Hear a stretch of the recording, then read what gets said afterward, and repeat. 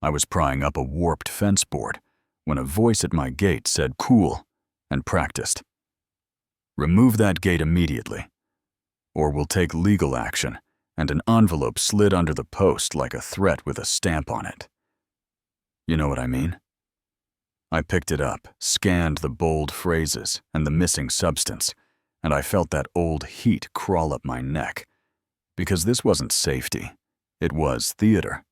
And I've spent 12 years around real emergencies, where sirens don't bluff and paperwork doesn't talk in circles. So I wiped my hands, opened the gate, and there she was. Brianna Cole, in a navy blazer, with a leather folio and a smile that never met a gravel driveway. "Community Standards Chair, nice to meet you. Your gate violates emergency access. Must be removed for community safety, sure," I said, happy to cooperate. "Just show me the recorded easement across my lot and cite the code by section.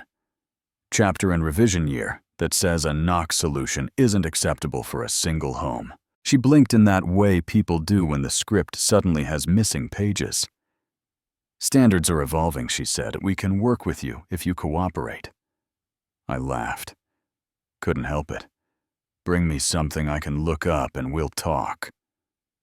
She left with that tight smile that says, "The paper will crush you eventually, yeah." That happened. But not here. Not on the corner my grandfather carved out when Ashe County was 2 ruts and a rumor. Back when the gate was just a hinge and a promise.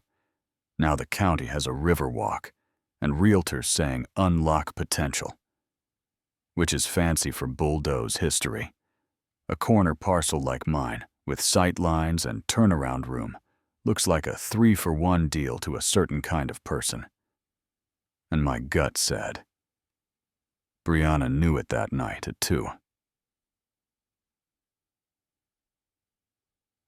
An alert buzzed. I keep simple sensors, raccoon grade, but the figure in my driveway wasn't a raccoon. Laser dots moved over the gate rails. A tripod stood where tripods don't. The person in a tech vest measured clearance and frontage and utility boxes, like they were memorizing a puzzle. Not a neighbor, not a kid. The deliberate way they worked said subdivision, more than safety. I watched from the dark until a passing truck washed them with light, and they vanished like they'd practiced it. People say, call the police. I've answered those calls. I started a file instead. Time angles and that small detail that matters later. The way the laser never shook next morning. I drove to the recorder's office, no easement across my property. None. And on the way home, I took the long route through Meadowbrook, noticed 2 houses that sold fast for cash. 2 men with the same polite story about peace and quiet. Both joining the safety committee like they'd been waiting for the name tags. Both walking perimeters that weren't theirs. With the focused stare of someone clocking footage, I asked where they worked. They pointed me to a consulting firm on Willow Street, the big glass place with the fountain. Funny thing that building's been empty since an electrical fire 6 months ago. I know, because I hauled a hose line through its lobby and felt the floor give a little under my boots. No tenants, no permits, no office, which meant my 2 new neighbors were props.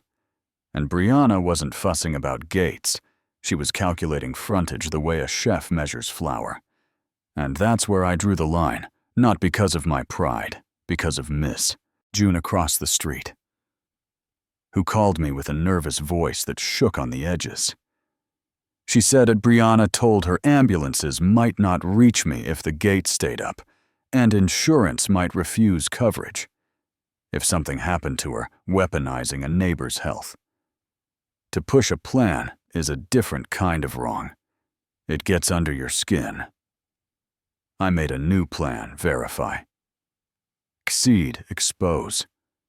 Simple as that, I called a contractor who speaks in measurements, a camera tech who hides lenses like sleight of hand, and Maya, my retired attorney friend, who knows how evidence gets laughed out of court and how it walks in like a king signage for consent.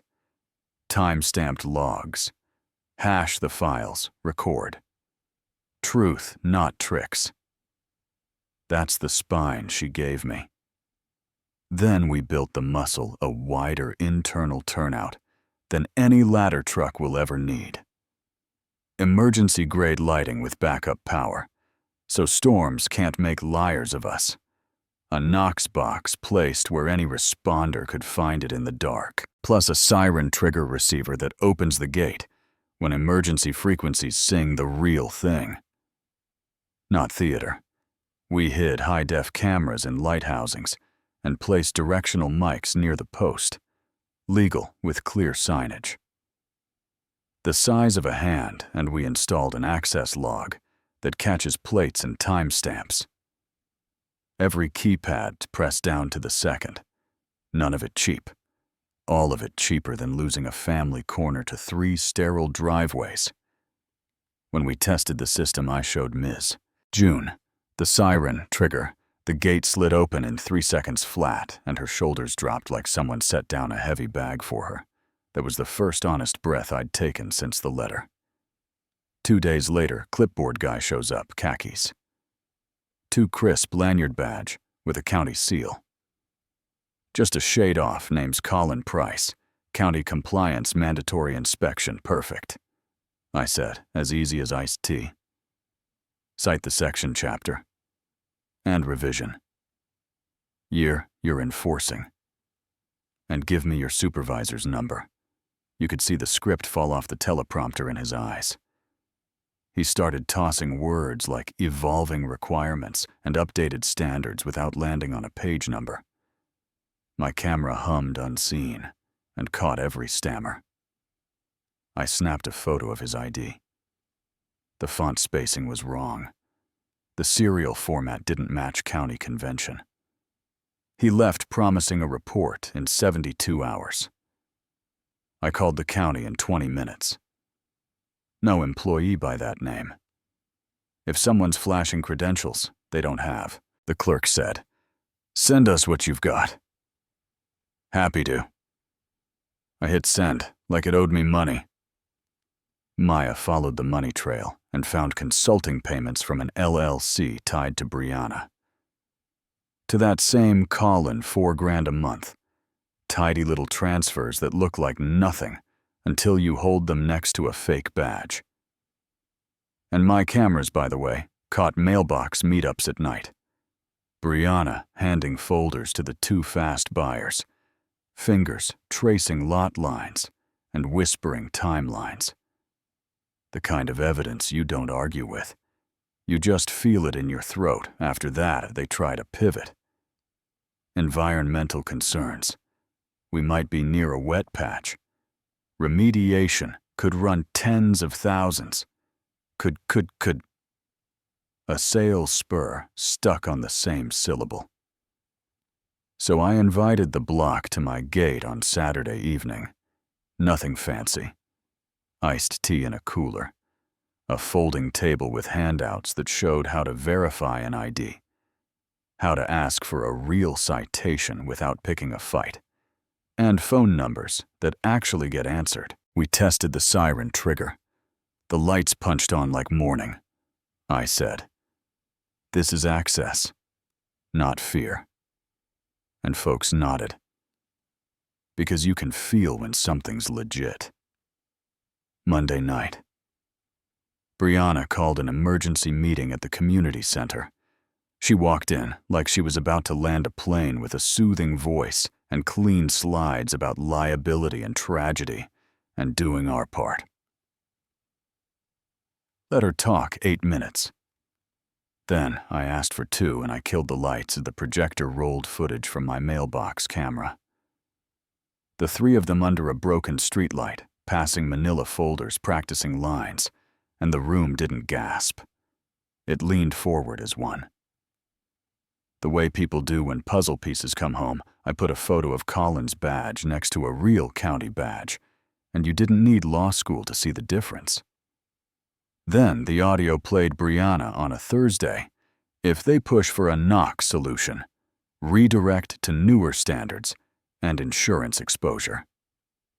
Colin on another night, flash a badge, and the gate opens. Nobody asks for a section number and a ledger slide.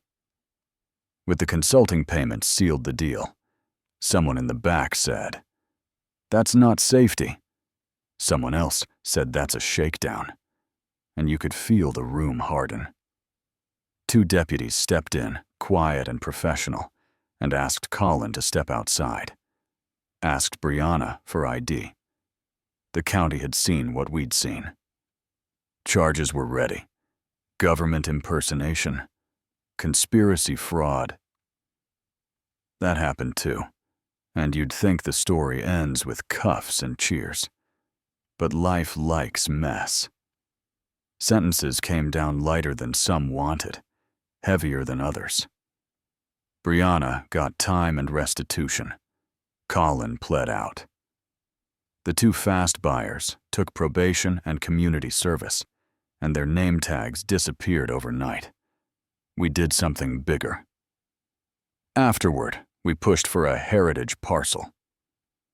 Protection overlay for older corner lots, not to ban development, to ban shortcuts. Easements must be recorded. Inspectors verified on first contact. Any compliance claim must cite the code on paper, with a county staffer who answers the phone and knows your name when you call. And on my gatepost, we mounted a stainless plaque. Community Access 101, the steps. The numbers, the right words to ask for, when your knees shake and you don't want to sound rude. June helped me write it. She reads it to new neighbors, like a welcome speech. Values ticked up because people stopped being afraid. The funniest part, if anything here is funny, is how simple the pivot was. They told me to take something down. I built something up. They told a story about safety. I showed safety. They hid behind paperwork. I asked for the page number. And underneath it all is this. Most people want to do the right thing. They just need a clear path, and one neighbor willing to go first. I regret the money and the time, and the way my stomach tightened.